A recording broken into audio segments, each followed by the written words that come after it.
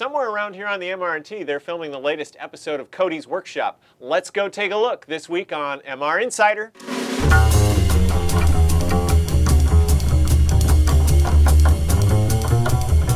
Hey, Cody. Hey, David. CODY'S Workshop is this week. What do we have on tap? Well, David, we're going to look at right-of-way details this episode. Okay. I'll start off by talking about modeling these little guys here. They're called controlled releasing terminals here.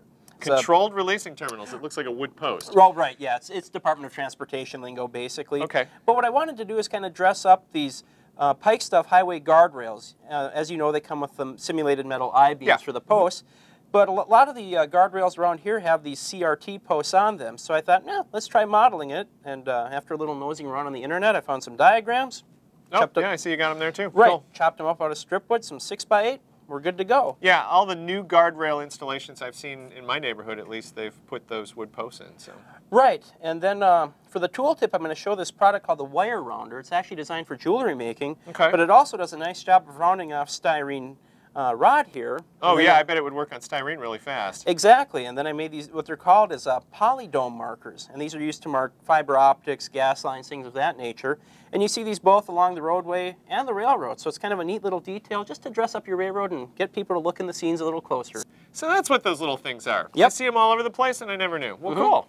So for the modern railroader, we've got a lot of really great stuff here. Now, I hear we have a history feature coming with viewer mail as well. Well, we do. We actually had a viewer letter wondering about the history of fascia, so I talked about the different... History of fascia. Yeah, exactly. It's not a Mel Brooks movie, but we're going to talk about the different types of fascia that have been used over the years. Of course, different paneling like sold at Home Depot and Menards. Oh, yes. Wainscoting back in the 70s and 80s. I have to admit, I built a layout that had lovely oak wainscoting fascia on it, and when I look at those photos, I'm like, what was I thinking?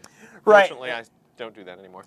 And of course, as we use here on the MRT, as you well know, because you've cut most of this, we use the tempered hardboard, but it's really nice because it's easy to cut, bends around the curves nicely, and it takes paint well. Yeah, and you can screw just about anything you want to it, bill boxes and control plugs and everything else. So. Exactly. Sounds like a great episode, Cody. I'm looking forward to it, and you can see it later this week on MR Video Plus. Bye. Bye. Sorry.